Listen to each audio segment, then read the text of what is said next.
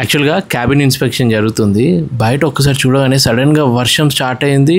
Weather అయితే చాలా super ఉండే. చూడండి అక్కడ మొత్తం మేఘాలతోటి నిండిపోయింది, కూల్ వెదర్.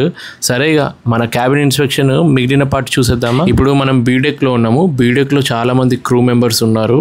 సో ప్రతి ఒక్కరి క్యాబిన్ ఇన్స్పెక్ట్ చేసాము. ఒక దాంట్లో లైట్స్ అక్క పనిచేయట్లేదు. మెయిన్గా ఎందుకు చేస్తామంటే సేఫ్టీకి రిలేటెడ్ చెక్ చేస్తాం అనమాట. కొందరు ఏంటంటే ఒక ఛార్జర్ పాయింట్కి 5-6 ప్లగ్లు పెట్టడము, దాన్ని ఓవర్లోడ్ చేయడము, పొరపాటున షార్ట్ సర్క్యూట్ అయిందనుకో షిప్లో చాలా డేంజర్ అది. సో ఇట్లా సడన్గా అన్ప్లాన్డ్ ఇన్స్పెక్షన్ చేసామనుకో వాళ్ళు ఏమైనా తప్పు చేస్తే మాకు తెలుస్తుంది.